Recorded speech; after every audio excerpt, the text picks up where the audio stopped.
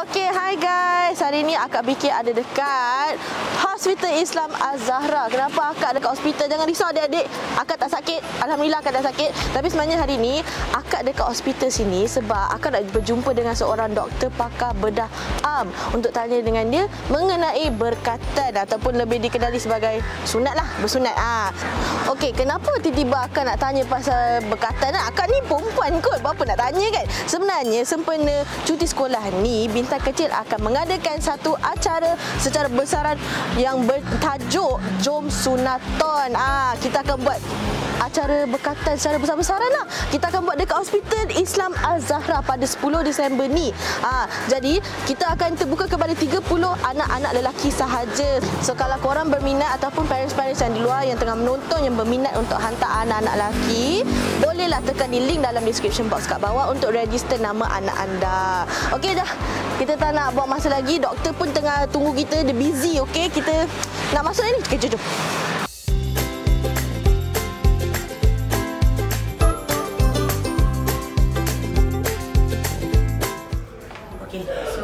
Kita dah berada di depan bilik Dr. Muhammad Saleh, pakar bedah am.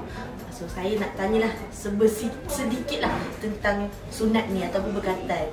Walaupun saya tak bersunat, tapi jom kita tengok dulu. Assalamualaikum. Assalamualaikum doktor. Assalamualaikum.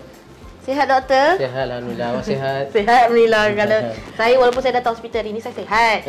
Tapi saya datang hari ni sebenarnya saya basically macam mana sebab kita dah dekat cuti sekolah kan. Betul. So saya tahu macam ramai kalau macam kanak-kanak lelaki time cuti sekolah dia akan pergi bersunat kan. Saya ada dengar lah bila saya borak dengan kawan-kawan lelaki saya, dia kata masa dia orang sunat dulu-dulu sakit sangat. Saya pun macam betul ke sakit tu kan. Jadi hari ni saya nak tanyalah doktor kan macam apa tu sunat atau berkatan tu sebenarnya apa dia? Okey. First of all, terima kasih datang sini tanya saya soalan ni lah. Pasal berhatan ni kan, saya cerita lebih lanjut. Berhatan ni adalah perkara yang sunat yang dituntut dalam Islam. Untuk Islam memang dia kena buat untuk sebagai Muslim yang baik lah. So, yang kedua, berhatan juga boleh digunakan sebagai rawatan untuk beberapa jenis penyakit. Penyakit di kemaluan, nama dia phimosis, paraphimosis, ada banyak lah. Dan yang ketiga, yang ramai orang tak tahu bahawa berhatan ni sebenarnya kebaikan dia dapat mengelakkan 11 jenis penyakit. Antaranya penyakit phimosis, paraphimosis, balanite untuk lelaki. Tapi untuk perempuan boleh mengelakkan HPV infection dan cervical cancer. Macam tu saya dengar juga ada beberapa jenis cara untuk bersunat kan. Cuba doktor explain apa cara-cara tu. Okey. Antara ni yang ada kat Malaysia ni ialah kita guna kaedah laser dan kaedah clamp. Ada juga kaedah yang gunting dan jahit. Clamp yang seafood tu ke? Bukan. Apa saya tak nak bercakap langsung dengan clamp ni lah. Kita bercakap terus mengenai kaedah laser yang kita nak perkenalkan ni. Okey. Apa nama jenis apakah kalau guna laser tu dia memang nama dia proses laser ataupun dia ada nama dia sendiri? Okey. Laser sebenarnya kalau orang tengok laser, ingat laser macam Star Wars kan? Bukan sebenarnya. Bukan bunyi-bunyi tak tu. Nama laser diperkenalkan supaya nak mudahkan pada orang awam bercakap laser. Tapi dalam saintifik ni ada banyak.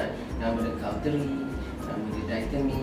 Dan basically kita bagi pada dua lah, diatomy atau cautery. Kenapa guna laser? Sebab nak mematikan darah pada masa yang sama, memotong. Itu kebaikan dia sebenarnya. Memandangkan Bintang Kecil ada event nama event tu adalah Jom Sunaton kan. So kita nak tahulah dalam event tu nanti yang akan pergi bersunat tu akan diguna proses kaedah diatomy kan. Okey, so kenapa pilih untuk gunakan laser? Betul. Kenapa tak guna clamp ke apa? Okey, guna kalau secara amnya kaedah berkatan kita perlu mulakan dengan bius, injection bius untuk hilangkan sakit. Jadi jangan takut ada semua tak sakit, bius tak sakit, sekadar injection sikit saja. Lepas tu proses sunat semua tak sakit. Okey, kalau tak ada bius semua sakit lah.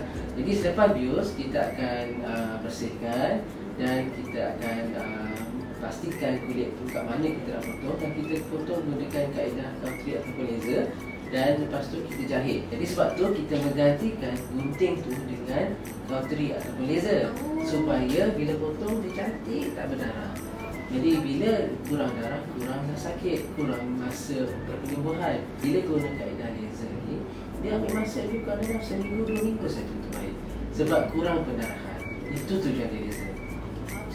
Kalau bersunat ni, bila dah bersunat, kita tunggu dia sembuh. Ada ke macam do's and don'ts yang macam untuk help the healing process lah orang kata? Maksudnya penjagaan dan perawatan lah. Okay. First of all, adik-adik kena faham, lepas sunat tak boleh lasak. Lari-lari, lompat, basikal, banyak pokok, taekwondo. Bila lasak, dia berpeluh ataupun bekak, dia berdarah, dia lagi lambat baik.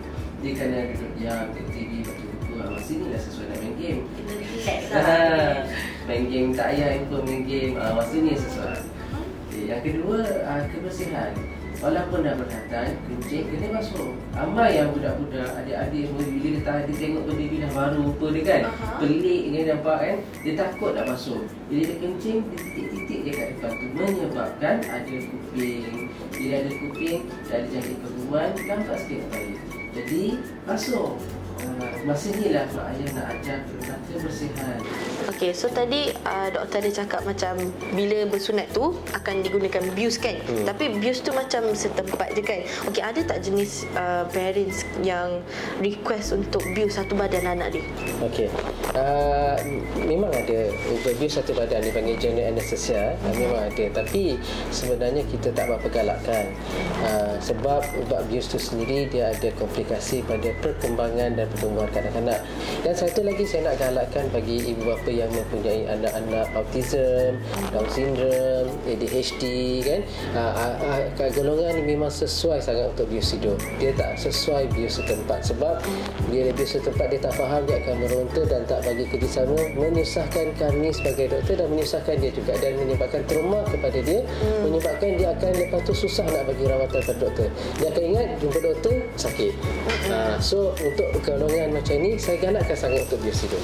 Pernah ke macam bila bersunat tu dia ada macam certain complication yang dia terpaksa hadap? Okey, antara komplikasi berhatan ialah pendarahan lah. Itu yang paling common, paling biasa yang kita jumpa lah. Pendarahan ni boleh berlaku sama ada ketika proses berhatan ataupun selepas. Kalau ketika berhatan, doktor tu kena settlekan masalah pendarahan dan berhentikan pendarahan. Kalau berlaku selepas berhatan, selepas berhatan maksudnya dah balik rumah, tiba-tiba berdarah. Ada banyak sebab. Antaranya mungkin budak tu lasak kadang-kadang. Lasak-lasak dan melompat-lompat berdarah. So kalau jadi benda-benda ni, cepat datang balik ke tempat yang dibuat berhatan ataupun mana-mana klinik yang berdekatan ataupun hospital. Itu antara satu komplikasi yang common lah. Yang tak common macam kita kuman ketika kencing. Sebab budak ni bila dah sunat, dia takut nak pergi kencing. Dia tahan kencing. Bila dia tahan kencing, air kencing bertakung dalam punji kencing, boleh dia mengundang risiko jangkitan kuman. Make sure jangan tahan kencing tu bukan kencing merata tempatnya, kencing dalam toilet. Jangan tahan. Okey, so doktor ada tak nasihat yang doktor nak bagi kepada adik-adik kita yang maybe nak pergi bersunat ke di Jom Chillax Sunaton? Okey, first adik-adik dalam katan, buktikan anda berani dengan pergi berkatan. Anda tak katan, anda tak berani, anda takut. Nak jadi macam Ejen Ali ke Upin-Upin ke, kena pergi berkatan. Okey, tunjukkan anak berani. Sahut cabaran saya. Okey, jangan takut. Semua orang lelaki kat Malaysia ni yang dewasa ni semua dah sunat. Adik-adik je belum lagi. So, jangan takut. Okey? Okay, alright. Thank you, doktor. Okay, macam biasa, jangan lupa like, follow dan subscribe YouTube channel Bintang Kecil. Dan jangan lupa bulan depan kita akan ada Jom Sunaton, yang kita akan ada acara berkatan secara besar-besaran di Hospital Islam Az-Zahra. Kalau korang berminat, tolong tekan link dekat dalam description box kat bawah. Ada link untuk korang register ke acara tersebut. Okay, sampai situ sahaja. Thank you, doktor, dan thank you Bintang Kecil. Jumpa lagi di episod seterusnya. Bye-bye. Bye.